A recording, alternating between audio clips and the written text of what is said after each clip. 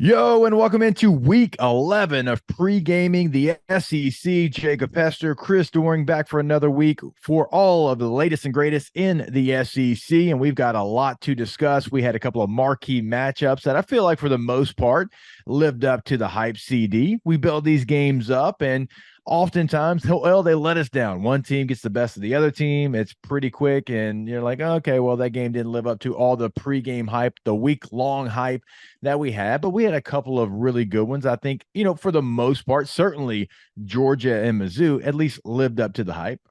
Yeah, it was exactly everything that we had hoped for. It was the Georgia game being a 10-10 tie at halftime, the Alabama LSU game being a track meet, the back and forth nature of those two quarterbacks making plays. It was everything we had hoped for, and it gives us hope that that's going to be the same scenario this week as well, with some massive games and lots that we're building these things up to be. Hopefully it's not a letdown. I don't think it will be. I think we are hitting the sweet spot here in the SEC slate, and I think we're going to have games that live up to the hype. I think we're going to have upsets. I think we're going to have a little bit of chaos. I'm not calling full chaos in our but conference or bit. nationally or both. I think in our conference. I think there's some games down the stretch that are going to be chaotic. All right, I think we have the opportunity to have that. At least maybe that's me hoping and trying to project that kind of chaotic energy towards some of these games, but I think we will have some of that. And, we've been waiting for this portion of the Georgia schedule, and now it's here. And I thought last week was fantastic. And shout out to Missouri football. And you and I, we know Eli Drinkwitz very well. The first thing he said to us at the Senior Bowl, he didn't really want to talk about almost beating Georgia. He's like, I'm not in this for almost. And so I do understand that. Of course, last year they had him on the ropes in Como, but this year I thought was even more impressive. Now they lost the game by 9. We all know that, but they were in that game. There was points in that game where they were the aggressor.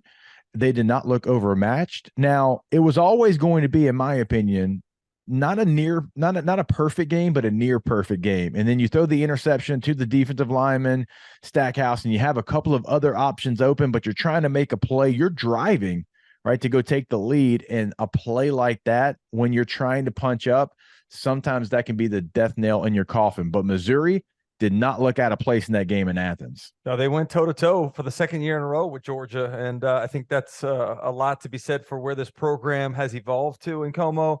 I also think we'd be remiss, as Big Terp likes to say, we don't we need to talk about what Georgia does to prevent teams from being able to land one of those punch-ups that they're taking. Yeah. And you look at turnover margin. Georgia finishes +2, gets 2 takeaways, doesn't turn the ball over once. Red zone execution, forcing 2 field goals down on 3 red zone trips that Missouri takes. Like the recipe for how you beat Georgia and Alabama is exactly the same. It's get takeaways like Auburn did against Georgia to give themselves an opportunity. It's scoring touchdowns in the red zone, something Missouri didn't do, something Texas A&M didn't do early in the season, that Tennessee didn't do against Alabama. And you got to hit some explosive plays. Missouri hit one early with the Luther Burden touchdown, but after that, there was not a whole lot of explosive plays that they were able to take advantage of. And you need to credit Georgia for being disciplined and playing their assignments and doing what it takes. It wasn't pretty, wasn't flashy, nothing the headline about it, but it was just a blue collar, grab the lunch pail, hard hat, and let's go to work and get it done. Yeah, and I mean, Missouri, lack of explosive plays, but also like they had a plan, it felt like, for Cody Schrader to kind of just lean on that Georgia defense. And we don't see that very often. And now, again, Georgia won the game. They found a way. But like that outside zone that Cody Schrader was running for Mizzou, it might actually, let's just go ahead and start. That's my hold my beer, is the way that Cody Schrader played against Georgia in a loss. I know they lost the game, but to have the success like that on the ground against Georgia is almost impossible. We've seen some this year. Now, Peyton Thorne playing the quarterback position, you get an extra blocker. That's always a little bit different.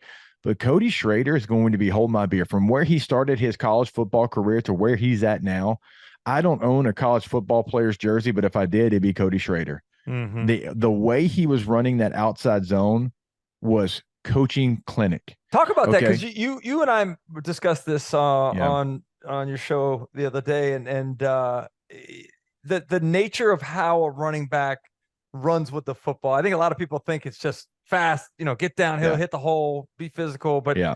I've never played the position. I've been around some great ones, but you certainly are amongst those great ones. Like, what makes a good running back successful? Yeah. And so, okay, oftentimes when you see a young running back that's always been the most athletic guy, like at his high school, whatever, like he gets into college football, pro football, and he tries to hit the hole like his hair's on fire, right? He tries to get to the line as fast as he can. And I've always said this, you've heard me say it 1,000 times. You're either born a running back or you're not. You either have that skill set, you have that feel, you have that patience, or you don't. That's oftentimes why you don't see your most athletic guy at the running back position. Now he's got to be an athlete, but not the most athletic guy, because there's things that you have to have and they have to be within you from the time that you're born. I truly believe that. And so when we go look at Cody Schrader, okay, a lot of times I'm facing a physical, fast defense in Georgia. Man, I got to get to the line as fast as I can. I've got to be the aggressor. I can't let them punch me first. I got to be I got to be the aggressor here. I got to throw the haymakers. But that's not how you're successful. Okay. Because when I'm running outside zone, that actually is the worst thing that I can do. Okay. When I'm running outside zone, I've got to have patience and I have to have belief in myself that I can be patient and not panic. And that's what Cody Schrader did, right? It's running the outside zone, stretching, stretching, putting your foot in the ground, going north south, and then you become the aggressor, right? It's just like kind of a boxer. Like you choose when to be aggressive, when to be a counterpuncher, when to really throw those haymakers. When you're running outside zone, it looks a lot like stretch. Now, stretch, my aiming point is going to be more outside, but with outside zone, which looks like stretch, I'm aiming outside, but I want to put my foot in the ground at some point and cut north and south. And that's what he was doing. And so he was patient in his running style. And then again, once he got to that second level, he was the aggressor. He was bringing the fight to the Georgia defense. And I mean, it was heroic type stuff. I mean, that's why you saw him emotional, CD, on the bench after the game. I mean, he had tears in his eyes. He knew he gave everything that he possibly could have given to his Missouri teammates in that game. And it almost feels like that was going to be their game plan. They knew he could be successful running behind that offensive line, and they were going to do that, pick and choose maybe when they had their explosives. And that's what makes the interception they had so heartbreaking. It was kind of a trick 'em play, right? You had a lot of different window dressings to that play. And it's just like, man, you were so successful just being you and playing your style of football. And the one time you tried to get outside of that, well, you have the turnover that cost you the game. It's interesting because we've criticized Penn State for not being more aggressive in that game against Ohio State. It's yet to be determined how they go after this game that they'll play Saturday against Michigan. We've criticized Lane Kiffin for maybe being overly aggressive and wondering whether they'll try to do something a little different to mimic what Missouri had success with against Georgia's defense. But like at the end of the day, I think that's the most important thing is, one, to know who you are, and two, be true to who you are. Sure, you have to come up with some things maybe that can be a little creative off of what you do from a base standpoint, but figuring out what you do best and executing that, and not trying to get too cute, is important. That's ultimately what Arkansas did, right? In getting rid of Dan Enos, Kenny Guyton comes in, narrows the focus of what they're doing offensively, gets back to doing what they do best. That's running the football with KJ Jefferson. That's getting pounding the ball with Rocket, and until you start breaking some long ones like that. That to me looked like the Arkansas team from last year that we expected to see this year. And I thought kudos to Coach Pittman for making that change, knowing that they needed to get back to doing what they do. Yeah, because you have to have an identity. And then once you establish that identity, CD, you have to live by it. And you can't try to do things that you're not good at. Now, can you get outside and get in the gray area of your identity to not have tendencies? You absolutely can. But at the end of the day, you got to come back to the center of that identity, because that's who you are. That's the fabric of what you've tried to build. And then oftentimes we see teams just kind of forget that and leave that. And that's when you get into trouble. So there's some of these programs across the SEC that establishing your identity also is difficult. I need to point that out as well. Like teams search for that identity. They don't always find it, but if you do find it and you do know where you live, you can get outside of it, again, in that gray area, but also you got to come back to it at times. Yeah, no doubt about it. Well, That is that's a great. I'm glad we got into that conversation because I thought it was very insightful when we listened to you talk about it on our Wednesday show together, and fascinating, for those of us that haven't played that position, especially learning some of those coaching points. For me, my beer is I was going to go two. I think the easy one would have been the hold my beer back and forth passing of the beer between Jaden Daniels and I thought Jalen about that. Milroe. Yeah. Yeah, I think that one's low hanging fruit and easy. But it is funny though, the way you talk about Cody Schrader running the ball is actually how I think Jaden Daniels runs the ball. Like he's very patient and letting blocks set themselves up and kind of floating around and then hitting it and getting downhill in a hurry once he has that path. A little different running style for Jalen Milroe. But for me, I'm going to go with another ball carrier in this conference. Last week, it was Jalen Wright running for the 52-yard touchdown on the 5th play of the game against Kentucky. This week he said, hold my beer. I ain't waiting until the 5th play. I'm going to do it on the 2nd play, and it's going to be 82 instead of 52. Just a great tone setter. And I love this run game for Tennessee as a whole. The passing game's starting to come around right now to complement what they do on the ground. But you can talk all you want about the running backs, of which they have, a couple pretty good ones. But the offensive line, what they do to open up holes, and I know it was just UConn, but you go back to Kentucky, it was the same sense of, some of these gap scheme runs where they're pulling backside linemen and just blowing people off the line of scrimmage. It's fun for me to watch, and I have to imagine you as a former running back, it's even more entertaining. So when I look at run game, like there's different ways to go about it. You can be an outside zone team, going back to our Missouri conversation, and you can be an inside zone team like LSU is. Like that's who you're going to be. That is going to be the run that is always up number one. I also can appreciate Ole Miss and Tennessee. Like I'm looking at Ole Miss's run chart right now. Okay. Inside zone, power, counter, some man concepts, outside zone, all of that for them, right? It is something where, okay, of 350 runs, 108 inside zones, but 79 powers, 47 counters, 34 different man schemes, 26 outside zones. They are going to spread that wealth. And you don't find that everywhere. Again, going back to identity, you don't just do that because you're like, we got to have more plays in. Sometimes that's where you get into trouble. But if you have an identity, your players buy into that identity of, hey, we're going to be multiple run schemes. That's what we're going to be. We are not going to just hone in on this one. Tennessee has that as well, and I love it. 108 powers, 99 inside zones, 46 different man combinations, okay, 42 counter runs, 14 outside zones, 14 draws. So of their 347 runs that they've run at Tennessee, it's not 280 inside zones or outside. No, that's who they are, right? And they buy into that. And when you're an 11 personnel team, all right, when you have one tight end, one back, 3 receivers, a lot of people assume inside zone. That's who you're going to be. That's where you're going to live. Maybe you run some outside zone, but you're going to live in inside zone. It's not their top run. Their top run is power.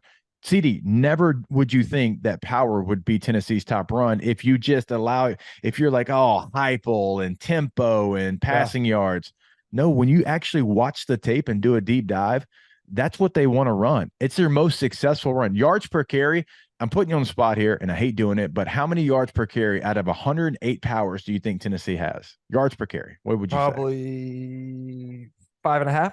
7.4. Wow. That's a huge, like 5.5 would be a big number. Yeah. 7.4 yards out of 108 powers. So you can assume what Tennessee is, but then they're going to show you, oh no, we've got, hey, that guard, he's going to pull that tight end, right? He's going to get his block right there on the point, and we are going to be aggressive. We're going to have a physical nature to us out of 11 personnel.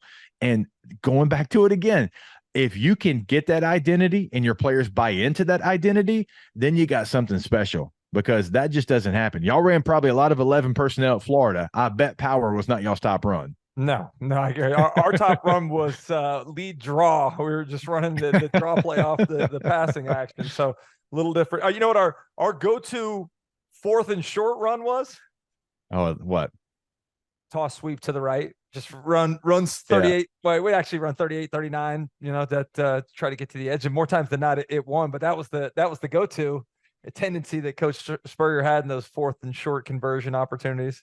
Yeah, because like it's just not often would you see a team that plays this style and this, I guess, even this personnel and be that, that power running type team, but that's who they are. So Ole Miss and Tennessee kind of have a very similar identity, to your point of what's going to be up in the run game. Now we'll get into Ole Miss and Georgia, and I want to throw something your way when we get to the pre-gaming portion of pre-gaming the SEC.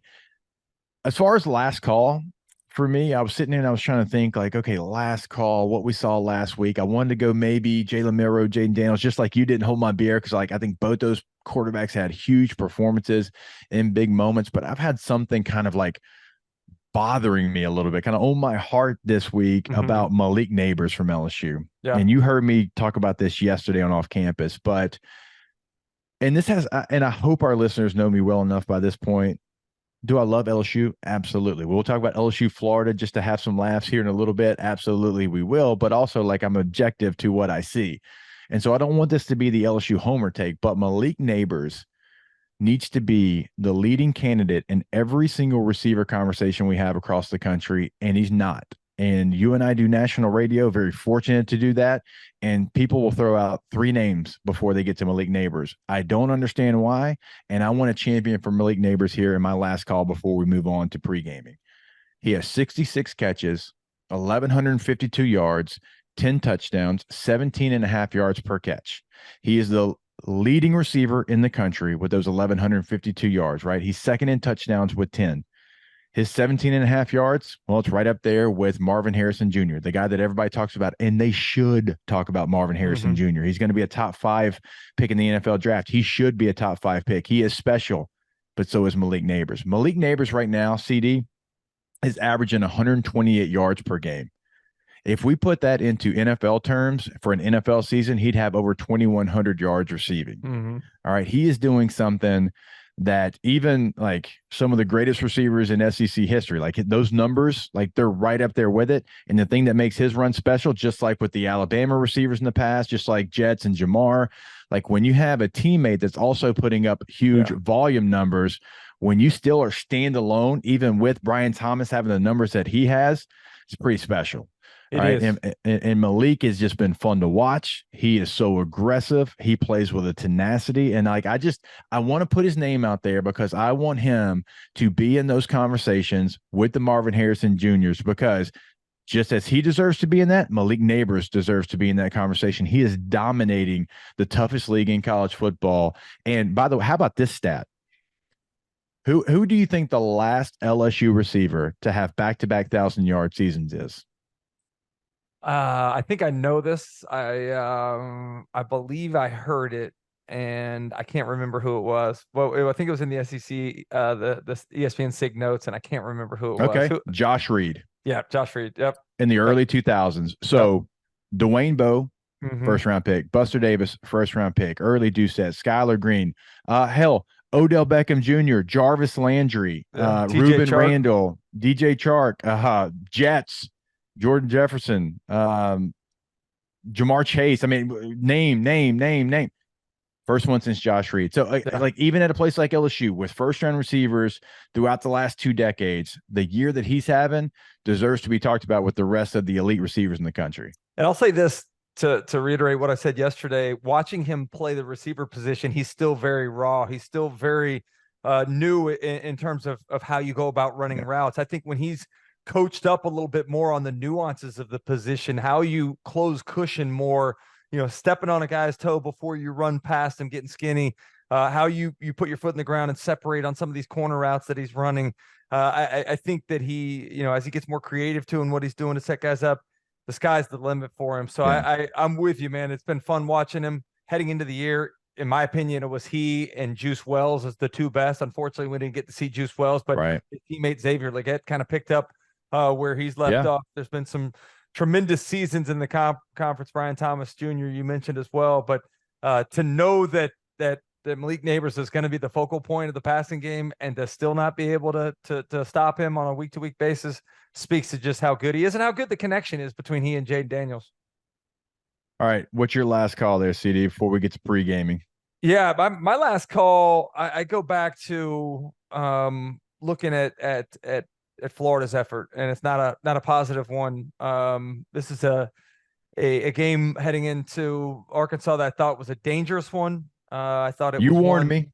I You did. warned me. I I was tried to. all over it. I mean, Yeah. I was hammering Florida everywhere I could. I think it's one of those. It was a tough situation coming off of the Georgia game. You put so much Yeah. emotion and work into that. You get exposed and blown out early in that game. You come back after a physical game and you're playing against a team that was on a bye, that just made a change with the coordinator position, that maybe Yeah. playing with a little sense of urgency. And Florida just didn't have it defensively. I don't know if you watched the tape, but how many times they were not lined up when the ball was snapped. Guys putting their mouthpieces, defensive Yeah. linemen standing up. Like, you can't play football like that. So these guys, whether it's doing kind of what maybe Arkansas did and simplifying, taking some things out, at some point in time, you got to get your cleats in the ground. And you got to play fast. Chiz used to talk about that all the time. And right now it doesn't seem like those guys, a lot of very youthful players and inexperienced players on that side of the ball, having a hard time, getting lined up and knowing what to do. But I just look at the team as a whole. That was week 10, man. And to be as disorganized as they continue to be in a lot of facets leads me to believe. I believe in Billy Napier.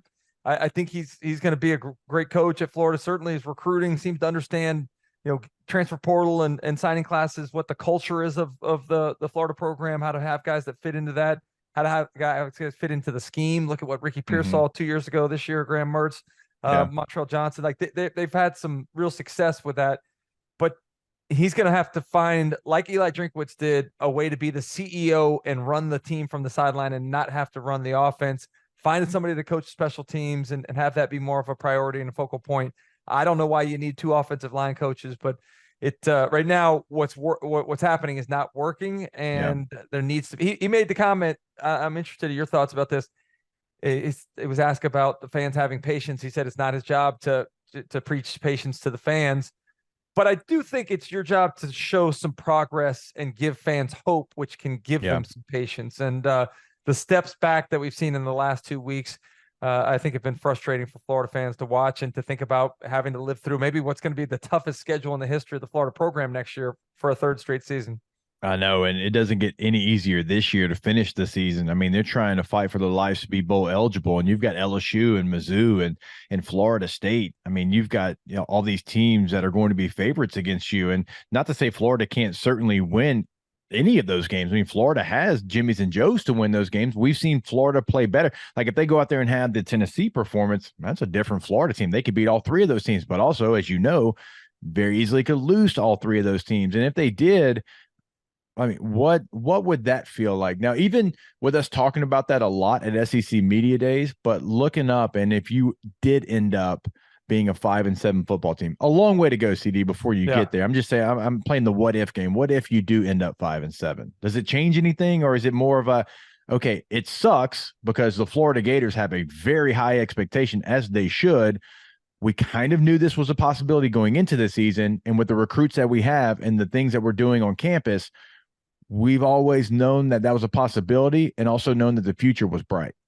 I think the thing that gets asked to me the most is, with all the losing that's taking place, are they going to be able to keep together this recruiting class that's ranked 3rd, I think, overall in the composite rankings?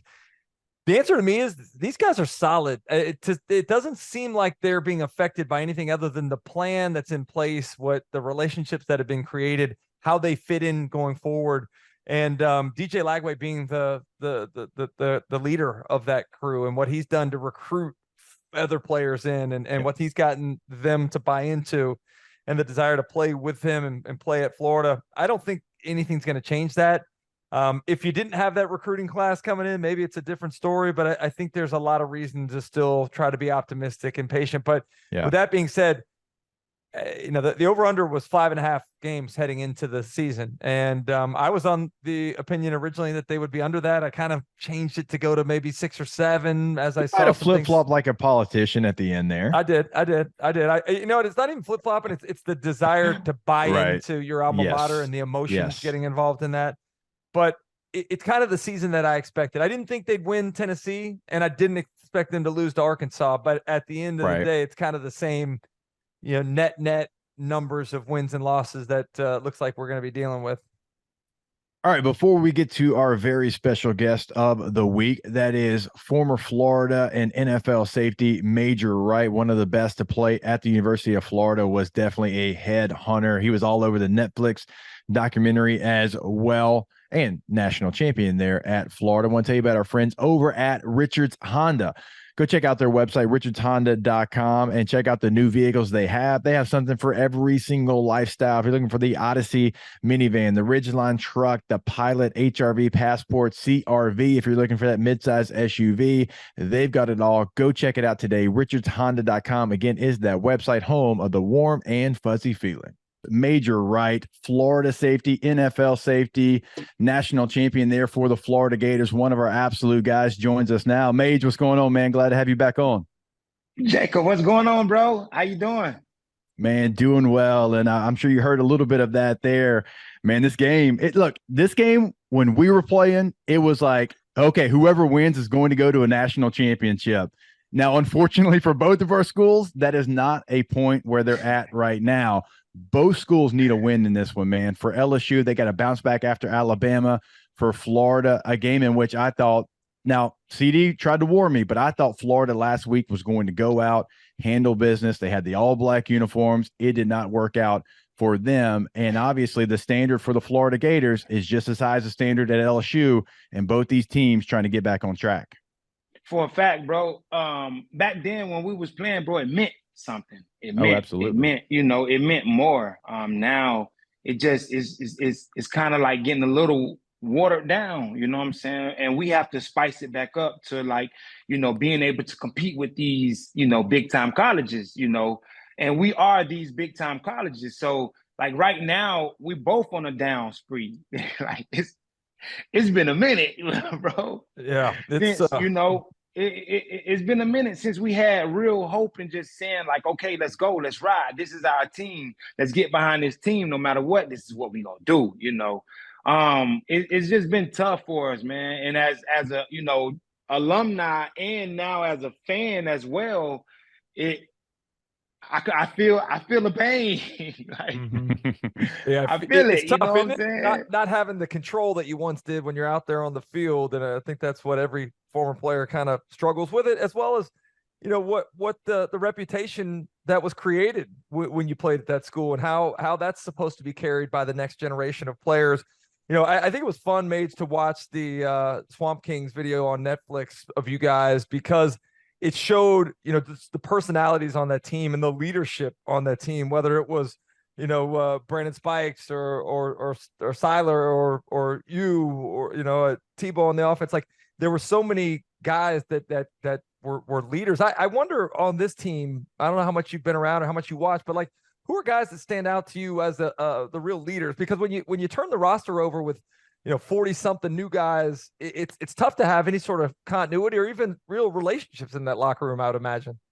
Yeah, because then it's just like, who's gonna lead who? You ain't been here long enough to tell me this and that, I honestly don't know who's the leader. Like, I haven't been around much to say, hey, man, when I seen this, I haven't been around much. I've been building my company. I've been doing what I've been doing, and I haven't been around as much. So I can't really tell you.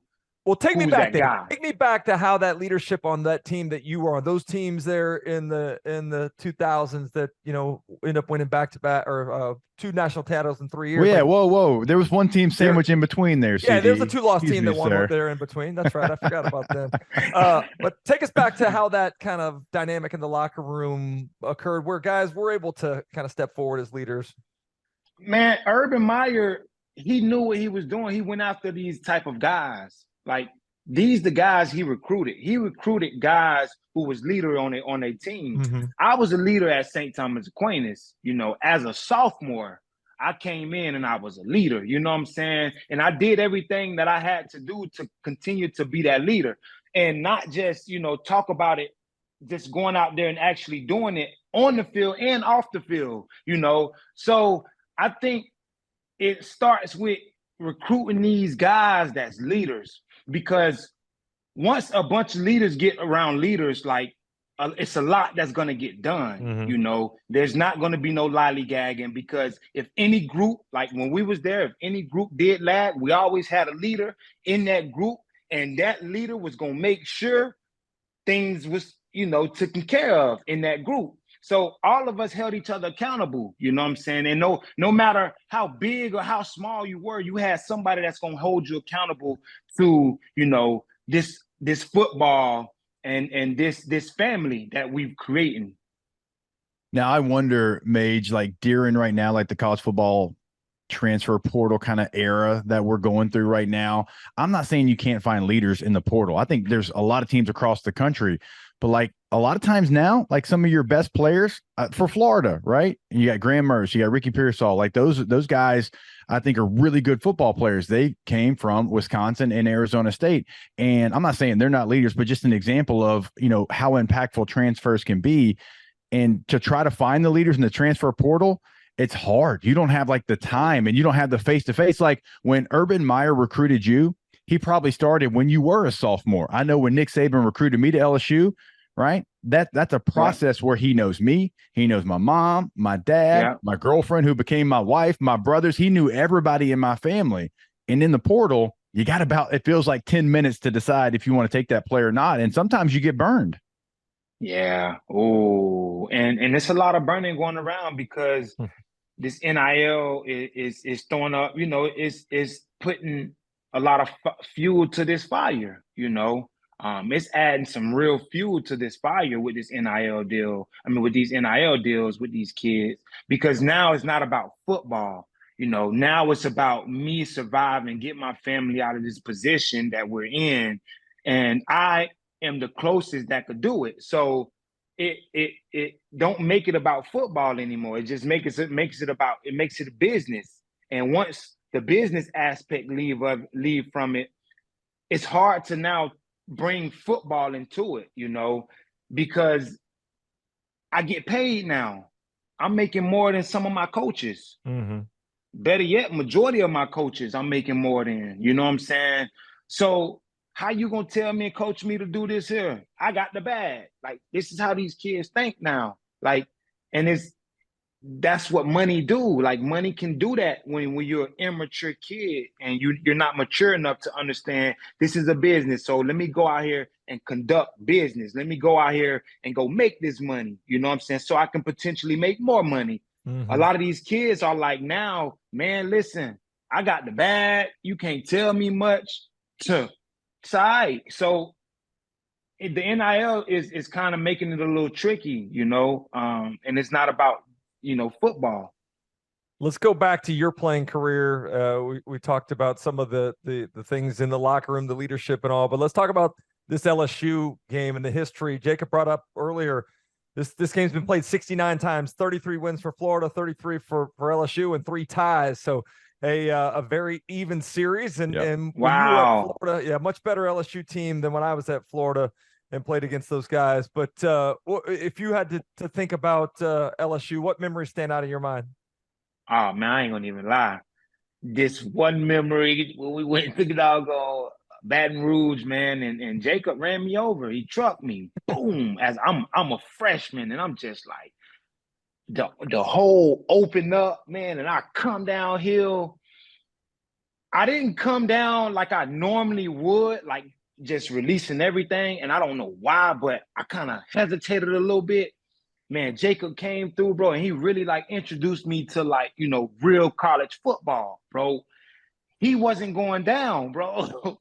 He ran through me, bro. I was like, boom. I'm like, oh my God. So I look at him, and then it didn't make it as bad, because as soon as he did that, Tony Joyner like jumped right on him and you know, got him down. So I think Mage, I'll tell you this though. A couple things. One, I got you when you were a freshman and I was a senior. So you were going to get payback the next year, but I went to the draft. All right. So, hey, I made sure that I got you early in your career because you were a different cat sophomore, junior year. Right.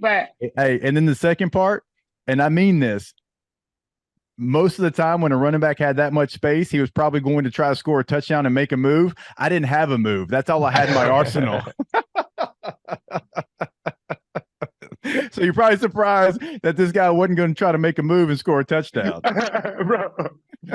bro, you was running hard that whole game, though, bro. Like, you was running hard, bro. Like, it was tough to tackle you, bro. You wasn't the easy back to tackle, bro. You was really good, bro. But going back to that series though, Mage, I mean, all honesty, like everybody in that game knew what that game meant, and it went up like 7 levels. Like, even if you don't consider LSU a rival, you don't consider Florida a rival, I think there's so many Sunday players in that game that end up playing in the NFL, and they raised their level of play because of what I said. You knew if you won that game, because if we'd have beat y'all in 06, we would have went to the Natty, right? In 07, if y'all win that game, who knows where y'all end up? And then like 2000, like when you played in that game, if you won, you had a chance to do something special. Yeah, and then too, bro, the atmosphere is nuts, man. I'm gonna tell you this: going into Baton Rouge, that I could tell you this: Baton Rouge was the loudest stadium I've ever played in college, other than the Swamp. Yeah, I'd vice versa. I'd say the same thing. Yeah, other than the Swamp, because I remember this like vividly, bro. I'm sitting next to Joe Hayden, and we looking up at the scoreboard, but then I'm next to him, I'm like, Joe. He can't hear me. Literally, I'm sitting right next. I'm like, Joe can't hear me. That I looked around the whole stadium, bro, and just was like, I was at awe, bro, how loud this stadium was, bro. The atmosphere was crazy. And like you said, bro, everybody brought up their level of play, bro, because they knew how important that game was.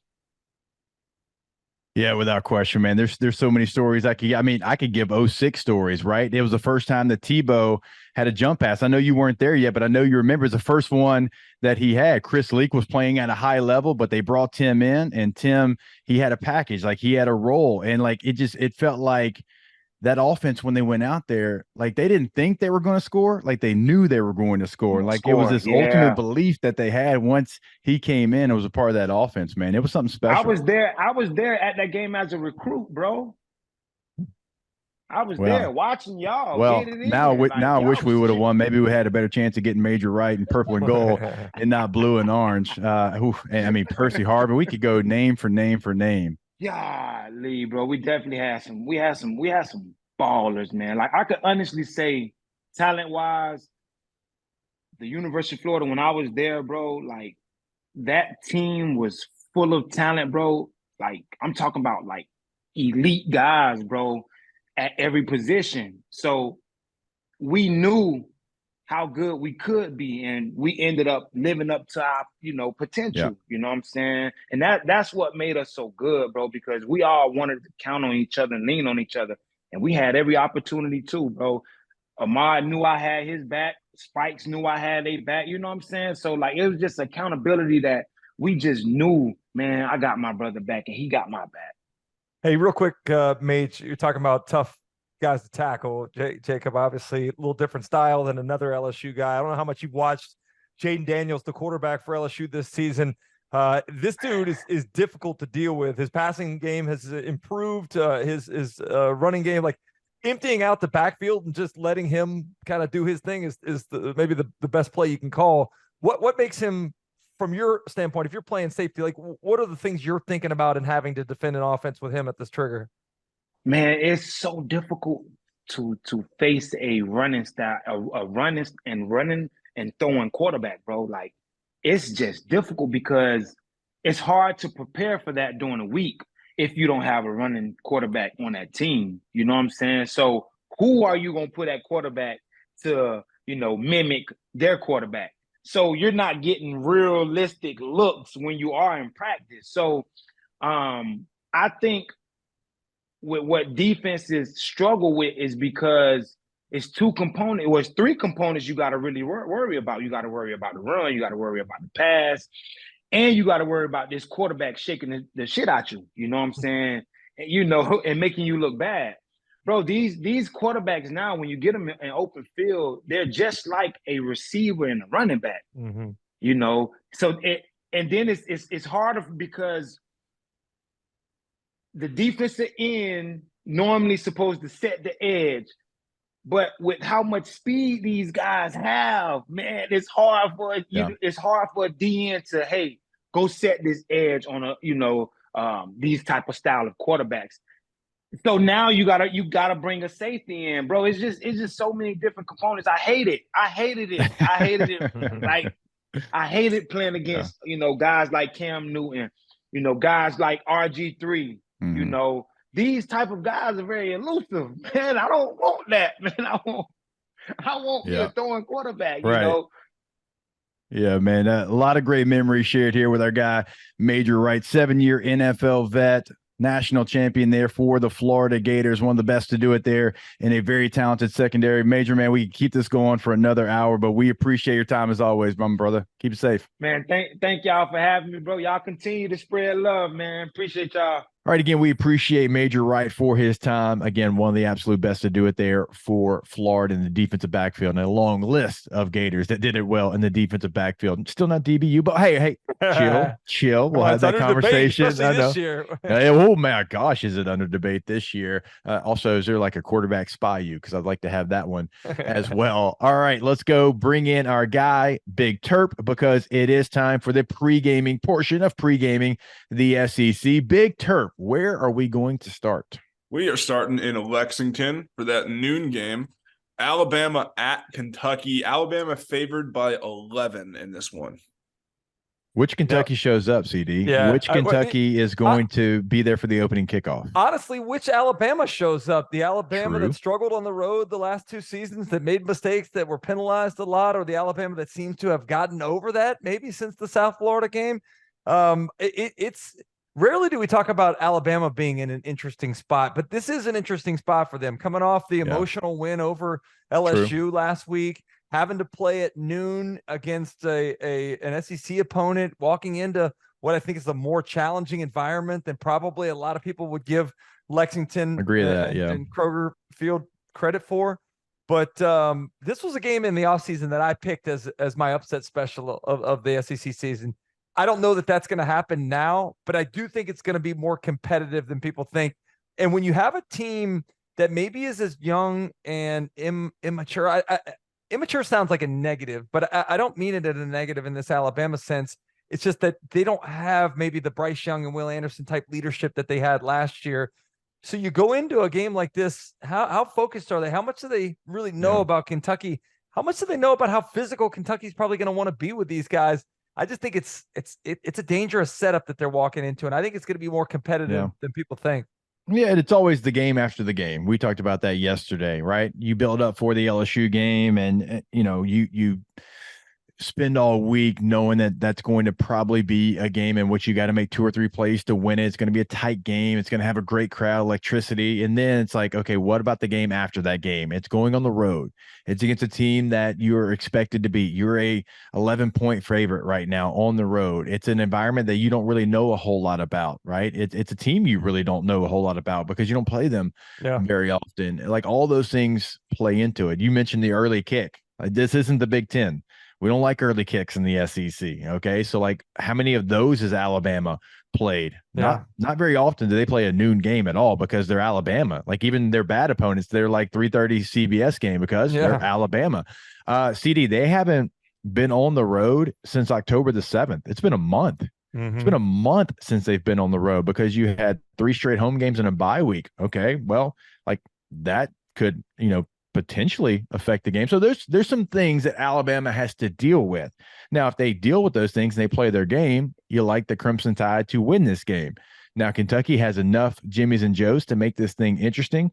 I think it's one of the most undervalued stadiums in the country, not just the SEC. What will the noon crowd be like? I don't know. It's Alabama coming to town. I know that. And I know you don't get that very often in Lexington. So maybe that brings the people out early and often, and for them to be that crowd that you and I both have seen and experienced in person. So this one does have the potential to have the chaotic energy that I talked about at the beginning of the show today. I don't know that it lives there, but if Alabama doesn't come right, I know that Kentucky, because of how they're coached and how they play, they'll make this thing interesting. So it's more about Alabama than Kentucky. You're right. Like, I started off saying which Kentucky, but you're spot on. Which Alabama? Yeah, I'm excited too that there's maybe finally that counterpunch to complement the run game that seems to be developing. Yeah, with we finally saw Devin Leary. Yes. Finally 2 weeks in a row, it looks like they're starting to figure some things out there. So could be a dangerous time to catch Kentucky. Biggest thing for me is the defense. I know they kept Mississippi State out of the end zone, but that's an offense that's really struggling. Prior to Well, that, me, you, and Big Terp could line up and probably have some success against Mississippi State's offense. Prior to that, they gave up 51 to Georgia, 38 to Missouri, 31 against Tennessee. So they've got to get back to playing that big blue defense that typically we've come to expect from Brad White and Coach Stoops. Yeah, I agree with you there. All right, Big Terp, where are we going next? We're going to Vandy, South Carolina, also a noon Eastern on SEC Network. South Carolina at home, favored by 13.5. Gamecocks 1-5 in the SEC. Vanderbilt 0-6 in the SEC.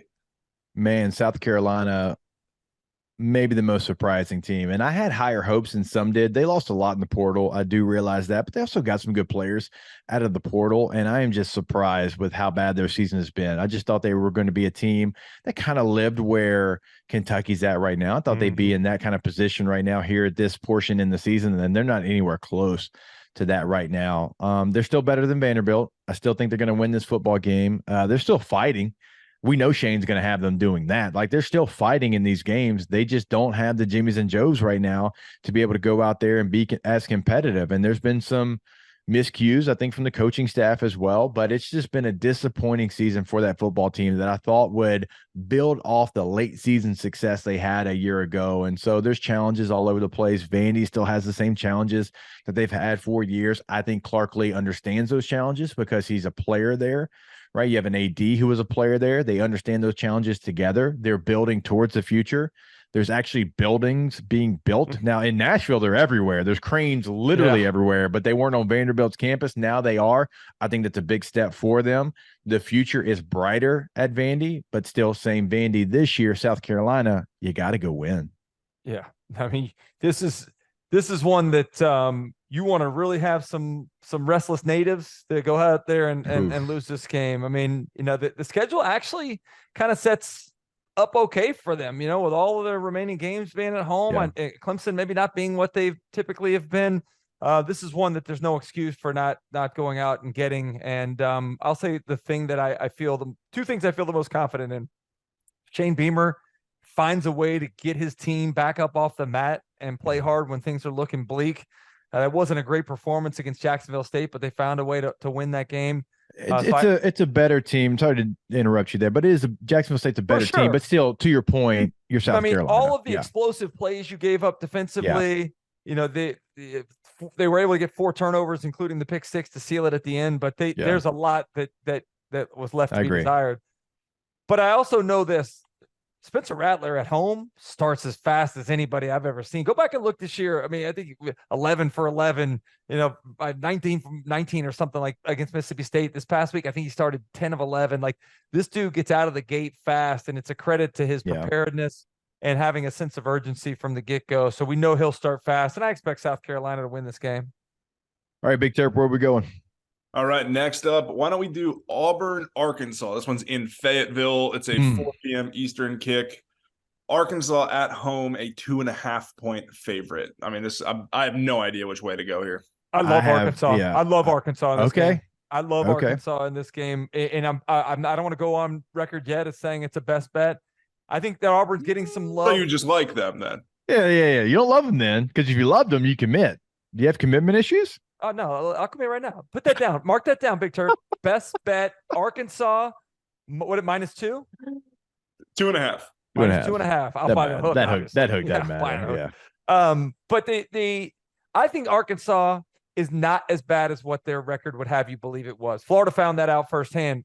Yeah. Arkansas also remembered who they were. They got back to running. KJ Jefferson carries the ball. What do you say? I want to say 17 times, 19 times for 92 yards in that one. Yeah. The majority of those being called quarterback runs. I only think he had 2 or 3 scrambles in that game. So he was an integral part of the run game plan going in. They got him outside, used him in some bootleg situations, and I think that put more pressure on the defense.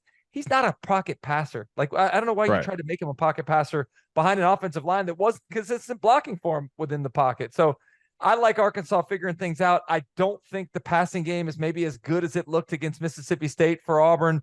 Certainly some ups and downs last week against Vanderbilt. But how about the upgrade on Arkansas's defense this year?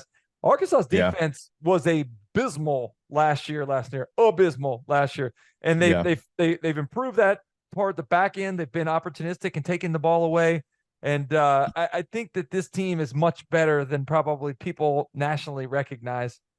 Yeah, I mean, Landon Jackson, guys like that, giving them better pressure off the edge as well. So, in the totality of the defense, it's been much better. And that losing streak, I love that you pointed that out. I mean, there's some close losses to some really good teams in Tiger Stadium, right? One possession game. In Bryant-Denny, one possession game. I mean, so all losses aren't created equal. I mean, when you go on the road, and they had a stretch where they're playing A&M in Arlington. I mean, they're going to Tuscaloosa and Baton Rouge and all these places. Like, that was a tough stretch.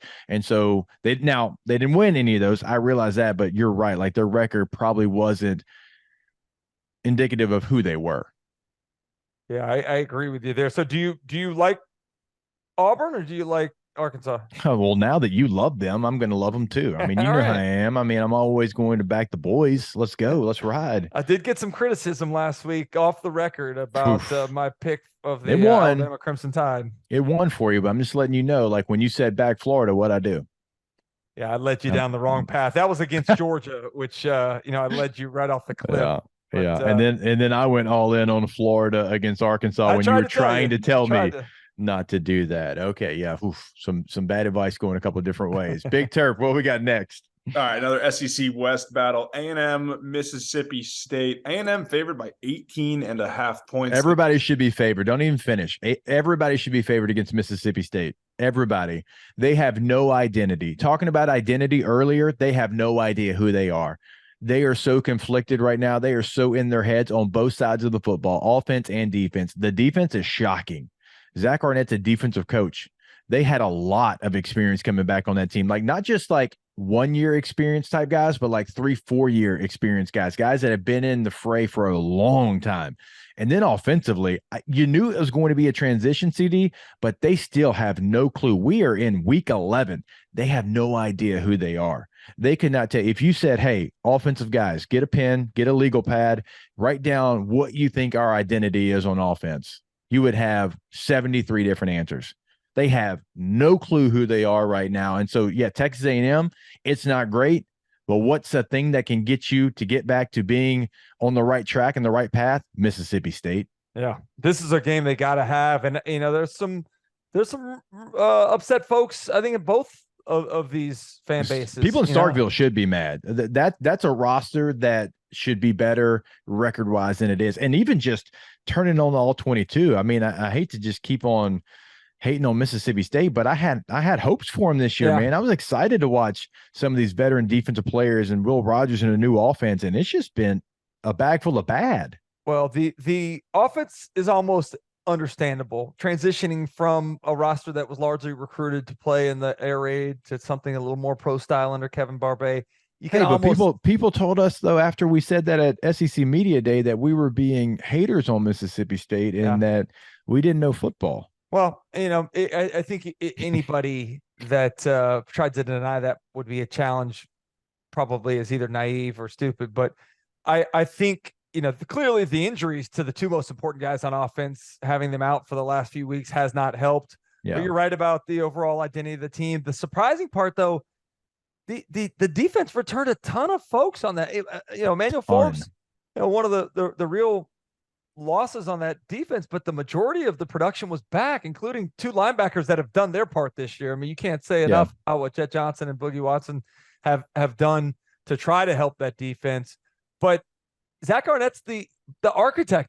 He's the one that built that defense. It's not like he's completely not around anymore. He's the head coach of the team. So you would think that the defense would be better than what it is, but they have not been very good, giving up a ton of explosive passing plays this season. All right, Big Terp, where are we at? All right, 3 more. How about Tennessee, Missouri? Number 13, Tennessee. Number 14, Missouri. Right now, on Thursday, Tennessee is a 1-point favorite on the road. I don't understand that one. I'm not even saying that it should be like a huge line. I think 3.5 for the home team, or 3. Let's call 3. Let's call it a pick'em. Let's call it a pick'em game. I was a little bit surprised that Tennessee CD is a favorite in this game. Not that I think Tennessee is a bad football team, but of what I think about Mizzou. Now, Tennessee, the analytics love Tennessee. Matchup predictor on ESPN.com, 60.7% for Tennessee in this matchup, only 39.3% for Mizzou. So the analytics do love Tennessee. Okay. Now I want to see, hey, Mizzou, okay, I think you're a really good football team. Not an okay, not a good, really good. Yeah. Not great, but you're close. You showed me something last week, but last week's over. Yeah. You have to show me something this week, because if you want to go to a different tier, if you want to go from tier 3 to tier 2, tier 2 to tier 1, whatever it might be, these are the games that you have to go out there and win. You're in Como. It's in your building. It's against a team in which people are telling you you don't have the ability to beat in your own stadium. And you feel like, hey, you're 13, we're 14. What are you telling me right now? Missouri, come into this game as the aggressor. Come into this game with the belief that you should be the favorite in this game. I want to see how you bounce back. You fought like hell in Athens last week. That doesn't mean anything anymore. Fighting like hell, and your head coach, Eli Drinkwitz, told me in CD this. He doesn't care about that. Fighting like hell is great, but you got to win the game. Mm-hmm. These are the type of games that you got to show me you've changed the program, that you're going to a different tier. Now, Tennessee, right? You're going to come in, same situation. You're a good football team as well. You're going to come in, and this is going to be a win that you can continue to build your program off of as well. But I'm just coming from a Mizzou perspective, because they're not getting that respect right now, and people don't believe that they can have a game like they had against Georgia and then come back the next week and have another performance that's like that. Yeah. So that's why I'm challenging Mizzou right now. Kirby Moore, Blake Baker, Eli Drinkwitz, that coaching staff, show me that you deserve to go up another tier, because I've got you there right now. But you got to prove to yourself and to your fans that you deserve to be in that tier. Whatever that tier is, whatever the next tier up from a year ago was, you're there for me. Go show the rest of the country you're there. Yeah, I think it's interesting because they are in the same spot that Florida was in last week against Arkansas, coming off the game against Georgia, the mental toll that comes with losing a game that you put so much importance and effort and focus on. Yeah. The physical hangover from playing the Bulldogs, which we know we can. They certainly deliver the fight. So where are they with that? I'll say this: I've been very impressed with the way that the folks in Como have created a home field advantage there. They've done it already on an early game against Kansas State. LSU was great. This one. Yeah, LSU was a great one in an early window. Great environment. Do the same thing for this one. I know they don't like Tennessee. I know that they feel like that they're maybe looked at as a kind of a little brother element. Yeah, for sure. So I think this is an opportunity for them to change that narrative, and I'm excited because I think the rest of the conference, outside of the conference, the rest of the country needs to realize that this is a very good, complete team that has more than just a Brady Cook and Luther Bird to look at. I agree with you as well. And what a great opportunity for Tennessee to go in to somebody else's building and continue, again, to build your program back to the standard that you have had for a long time. It gives you a great opportunity to have 10-win regular seasons. Those things don't just come easy. In fact, they're pretty damn hard to be able to achieve. And so it's a great opportunity for them. And again, went to the Mizzou angle for me because people are expecting you not to show up. I have more belief in Mizzou, and I think they will show up. I think we're talking about a great football game between two really good teams. All right, Big Turp, 2 more left, right? Not mistaken. Yeah, I wonder which one you're saving for last. The one that matters here on this podcast. All right, so let's go. Maybe that's the only place it matters, but it matters here, damn it. It matters here and on SEC this morning. Yeah. And the common denominator is Chris Doering. All right. Ole Miss, number 9, at number 2, Georgia in Athens. Georgia right now a 10.5-point favorite. Let's take a little second to kind of recap what you and I talked about on Off Campus on Wednesday. And that's, all right, you mentioned it earlier on the podcast too. What is Ole Miss? What do they do? You know, the inside runs. You talked about the inside zone. You talked about counter. You talked about power, some of those things. Mm-hmm. Like this Georgia defense is tough to just line up and run the football right at them. You know, you saw Florida try to do some different things with misdirection, trying to use some things to get to the edge of the defense. They didn't do it quite as well as they would have liked, but Georgia's defense has been susceptible to a couple things. Edge perimeter runs. They haven't done a good job of setting the edge. They don't have the same free-flowing linebackers that can play sideline to sideline as well. And they give up some plays, some contested plays at times in one-on-one coverage, like Brady Cook and that receiver group for Missouri took advantage of. Well, what does Ole Miss do well? They Trey Harris, probably 5 of his 10 catches last week were contested catches. Those guys go up and get the football. Watkins has been tremendous at that. Dayton Wade has done that. Drayton Wade has done that as well. So yeah, I think that's going to be something I keep my eye on, is how many contested catches that Ole Miss is able to go make plays on. But do they decide to try to attack the perimeter a little more? Do they try to use Jackson Dart at the quarterback position? Peyton Thorne made some explosive plays in that Auburn game. Very much so. Jackson Dart against Arkansas has been he got banged up in that, and his carries have gone down precipitously. Some of that has to do with the emergence or reemergence of Ulysses Bentley and Quinshon Judkins. But I honestly think they were trying to protect him because he was not healthy. Well, you're going to have to run him in this game. Lane Kiffin, Charlie Weiss Jr., those guys have an offense that's predicated on running the football and has a large piece of the quarterback run involved in that. So I think if they're going to beat this Georgia team, they have to involve that. But I'm anxious to your thoughts on, do they try to attack the perimeter more, even though they haven't necessarily been a perimeter run team? It's a great question, and it's really the notes I had pulled up for this matchup. Okay, we go back to Ole Miss. We mentioned it earlier. In 350 runs this year, they've run outside zone 26 times. Okay. Now, last week, what did Mizzou have a lot of success with? It was outside zone. Okay. Last week, they ran it 16 times for 5 yards per carry. Against Georgia, you get 5 yards on any run, that is highly successful in my book. Okay. So that's what they led with. Now, they had a couple of draw plays that hit as well, but, draw plays are never going to be your lead run, I guess, unless you're in Steve Spurrier type offense in the 90s when nobody else was throwing the football, like you said earlier, CD, but it's never going to be your lead run. Okay. So outside zone, that's where they had success. That's not who you are. How much do you try to copycat what Missouri did? Or do you stay true to yourself? That's what Ole Miss is probably battling with right now internally. Okay. Because you have two really good running backs.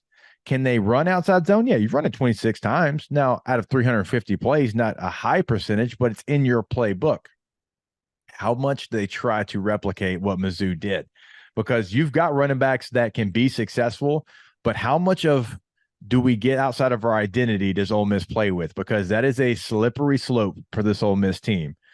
How much Jackson Dart run game do you have? Knowing that you've got a veteran quarterback behind him where you can always – coaches want – like if they're going to run their quarterback, they want to know if something happened, he took a shot, who's coming in? Well, they got a good situation there. But I am curious, how much will Ole Miss try to be who Mizzou was in the run game last week, knowing that it's not something you specialize in? All right, that is that great internal battle of going back and forth, of trying to talk yourself in and out of that. I think if they can find a way to find that sweet spot of, hey, we're going to go into, we want to run 8 in outside zones this week. Okay, let's run 8 of them. Let's make sure that we pick our spots and we do it well. And Quinshon Judkins and Bentley, we're going to be coached up on it. Things like that are in a matchup like this, right? When you're trying to punch up and you're trying to pull off the major upset on the road, you have to go into it with a game plan of here's who we're going to beat this week. All right. We have a couple of things that are outside of our norm, but that's what it's going to take to go into Athens and beat a team that just doesn't lose. And we already talked about earlier, having to hit some explosive plays, having to be able to create some turnovers. All of those things are part of the recipe for pulling off the upset, particularly on the road. But we look at how, talented this team is. I think one of the biggest questions I have about, how this game plays out is how is the approach of Lane Kiffin? I think in years past in big ball games, a la 2021 Alabama, he was desperate. He instead of being aggressive, you cross the line into desperation. Some of those 4th down tries, maybe some analytics tell you to go for it. At some point, you got to get points just for what that does to your team and to give them some confidence. I think he believes he's got a better team now than what he did then, a more complete team that's capable of going in and playing in a game like this against Georgia. So I'm anxious to see how he goes about attacking, offensive and defensive play calling, aggressiveness of shot plays, blitzes, those things, but also aggressiveness of when you decide to go for it and when you maybe play percentages a little bit more. Yeah, I agree with you there. Like, you'd love for him to have like a really good grasp on certain situations going into the game and have a plan. Now, you don't want to lose yourself. Lane's really good at in-game management. He is. I mean, sometimes he gets outside of that. I understand that, but he does a pretty nice job of knowing who he wants to be. Yeah. I'm not saying that you agree with it, but he knows who he wants to be. Just a little bit back from what we saw that last time where he was uber aggressive in that matchup, because the analytics sometimes can fool you in a game like this. And so certainly one that Ole Miss has an opportunity to go and be successful, but Georgia keeps catching everyone's best shot and they're finding a way to win. So which one of those is going to win out this weekend? All right, Big Terp, I think we've got one more game left, if I'm not mistaken. We do have one more game left. It is the game of the week, the game of the year on this podcast. It is Florida-LSU. It's brought to my attention one of these teams is on a little bit of a winning streak and has dominated this series in recent history. Give the history, please, Hester, though, will you? Yeah, 10 of the last 13, 8 out of the last 10, 5 out of the last 6, and 4 in a row. What? I wanted the 69 games, 33 wins for Florida, 33 wins for LSU, 3 ties in that series. That's the history I wanted. Oh, sorry. I thought you wanted the 10 out of the last 13, 8 out of the last 10, and all. Okay. Yeah, how about that, though? Sound like Charlie Brown's teacher. Going for 5 in a row for the first time. Yeah, 33, 33, and 3. How about that? How about that for a series? And that's why this is a fantastic series. And you're going to get it again next year. I don't know what it looks like in the future after that, but my God, I don't want it to go away. I mean, that is parity. That is big moments for both teams, both schools. We were, when we caught up with Major Wright earlier in the show, it was a game in which when I was playing, when he was playing, if you won it, you're probably going to win a natty. Like it had that feel to it. I love this game. Weird happens in this game. Elite performances come out in this game. Trash talk comes out in this game. I mean, it's not all been LSU. I mean, Darius Geis goes the wrong way. Goal line stand for Florida in a game that wasn't supposed to be in Tiger Stadium. That's a big moment for Florida. I've seen that highlight play a ton. And Cade York hitting the 50-plus yard field goal in the fog, and that being a scene that I'll always remember. And Marco Wilson throwing the cleat in the same game. Like, man, this game has that. It has fake field goals. It has fake punts. It has 4th down conversions. It has jump passes from Tebow. It's got everything. I look forward to it every single year. It is, I mean, like, okay, LSU's having, like, and we love to troll in this series. Florida had their baseball championship, like, celebration against LSU, right, in 2017, because who'd they beat? They beat LSU. So they knew what they were doing. Yeah. Guess who's got their baseball celebration this weekend? I can guess. LSU, because they beat Florida. The 03 national championship team's having their 20-year reunion. Now, they lost to Florida that year. It's the only loss they had, but they're having it this weekend because this is a petty series. This is a trolling series. I love it. It is something that brings me joy. Do I want LSU to win? Yes. But even regardless of the outcome of the game, I love it. I thrive in it. And it's got so much chaotic energy around it. Quick story. Yeah. And I'm probably not even going to get into the game because I just love it so much. And I love talking about the history of this series. I come back from the NFL. It would have been probably my second year in. Okay. Second year in the NFL. My bye week is Florida week. I had just had Jackson. Jackson's like a month old. He's in Tiger Stadium. It was a record attendance at that time. I don't even know what the number was. So I am supposed to be a responsible adult with a child. Well, pregame, Florida starts going out there and they're stomping on the eye of the tiger. They're dragging their cleats on it, and I black out. Again, second year in the NFL, I'm supposed to have bigger things to worry about. I am a father, okay, of a young child, and I feel Matt Flynn pulling me by my belt loops because I look down and my feet are on the hash. I am yelling pregame at college kids for stepping on the eye of the tiger before the game, trying to fight college kids that are in full pads. I'm in here in dress clothes, and my quarterback is having to go pull me off the field because I'm an idiot, and I'm yelling at the Florida Gators because that's what this series means. Yeah. Hey, you forgot maybe one of the best trolls of all was the Tebow phone number being distributed throughout the entire student body, it seemed like, right? And him scoring that touchdown and giving the phone signal with the hand. Yeah, that was my senior year. That was one of the most epic games that probably the most epic I was ever a part of. That was the one that you were most famous for, right? I mean, what did you have, like 4 4th down conversions or we had 5 as a team if you're keeping how many were yours though? I knew how many. I think I had 3. I only had 3 of them. Okay, I'm sorry. I'm trying to give you a little extra. You do that for me all the time. That. We'll do the same. But in my mind, it was you carrying the football every short yardage goal line Appreciate that. conversion opportunity. Hey, on one of the fourth downs, I was a lead block on a fake field goal. Do I get half a credit? For sure. I would expect nothing less. Okay, I get half credit for it. But the one thing I'll say about this in this year's matchup, both teams absolutely need it for different reasons, maybe, but both teams need it. Like, remember, these teams are only separated by one game, 6-3 and 5-4, but it does feel different. And for LSU, if they want any hopes of winning 10 games with a bowl win, they got to go win this one. You have no more room for error. And it would be highly disappointing for this team to end up with 8 wins, even 9 wins. This team has special offensive talent that's going to go in the record books. And if you win 8 games, how does that feel as a program?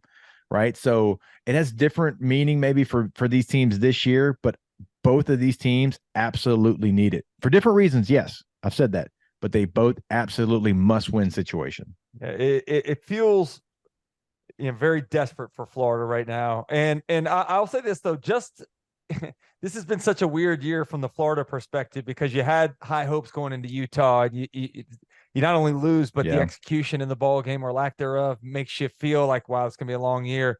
Yeah. You find a way to beat Tennessee. You lose to Kentucky badly in an embarrassing loss. You have the great comeback against South Carolina. Like, the emotions and have run the full gamut here as a Florida Gator fan. A very disappointing effort this past week at home against Arkansas. So I'm just curious where these guys, the young team, where's their mind at? Can they find a way to rally, to refocus, to have the energy you need to go into Tiger Stadium and compete? The one thing I take from the Florida perspective is, you mentioned it earlier, that fall game, the shoe toss. LSU was a 21.5-point underdog, I think, in that ball game, and found a way to win outright. So Florida's only a couple touchdown underdog here, and as you said, weird things happen. So I'm not I giving wouldn't up touch that number, CD. I wouldn't touch 14 points in a game like this, just like I wouldn't touch 21.5 back. Yeah. No way. Not with this series, not with these two teams, not what this game means. I mean, Joey Galloway, remember that 21.5 point, game, and before the game, they're talking about, oh, what if LSU wins? And Joey Galloway starts laughing. Like, and I don't even think he meant to. Like, he started laughing like, LSU ain't winning this game.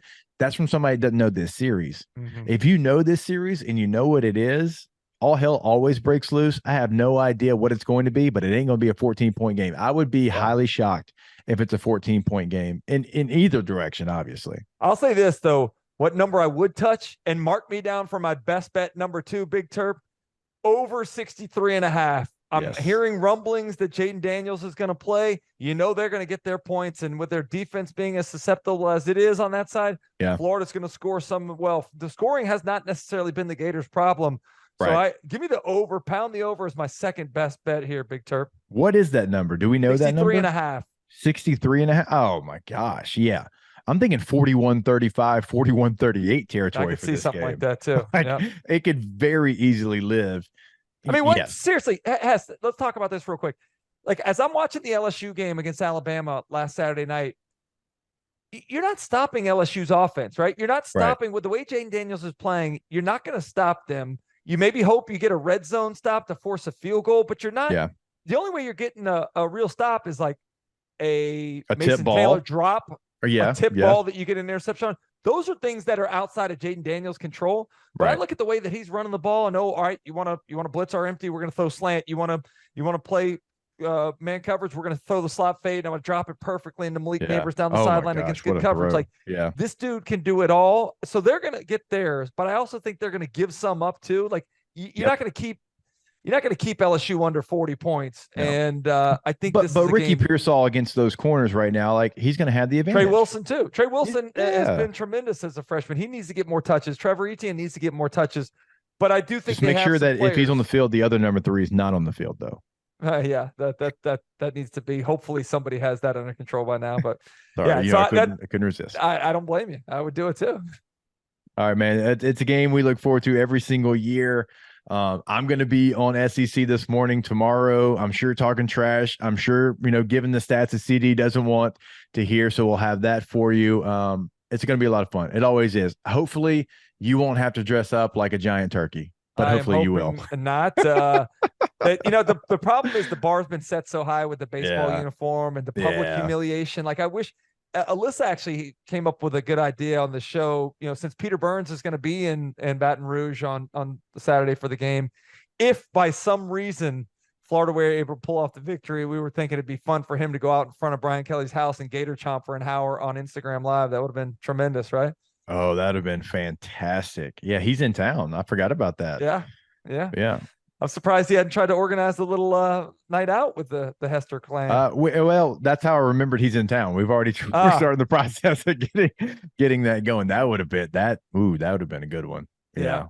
That's something. Okay, there needs to be some public humiliation involved. There does, because you had some. You had some as well. Like, even like if you would have like sent one of your old jerseys and he would have had to walk around LSU's campus or just something. Something. I don't know. Hey, there's always next year. That's right. Let's keep that in mind. Yeah, and there's always next week for pregaming the SEC, and we will see you then. It will be week 12 of pregaming the SEC, and we're getting the idea of what we're going to have in championship situations there in Atlanta. We'll see if anybody's able to pull off a major upset, any chaotic energy. Do one of the, does Kentucky, Alabama, Ole Miss, Georgia, does anything crazy happen, CD, before we sign off? I mean, you've already said that something crazy is happening. I'm calling for one. Give me one. Which one? Is there one, or are you just saying that there's going to be one? I'm just saying there's going to be one. So there's you're not going to be one. Identifying which one it is. No, there's going to be a double-digit favorite that loses. I'll co-sign that. I okay. Think, all right, here they are. The double-digit favorites: Alabama, Georgia, LSU, A&M. Yep. One of those teams loses. I'll take that. I think that's a good pick, and I think there's a national upset as well too. So we're starting. The College Football Playoff Committee has put out their rankings twice now. They've been primarily exactly the same. Week 3 will be shaken up a little bit, I think. I agree with you there wholeheartedly. All right, it's going to do it for us. We appreciate you tuning in. Remember, you can follow us at Pregaming the SEC. That is the handle on Instagram and Twitter. Give us a follow there. Always hit us up with that like and subscribe on YouTube. We appreciate you tuning in as well on SiriusXM SEC Radio, channel 374. We will see you next week for week 12 of Pregaming the SEC.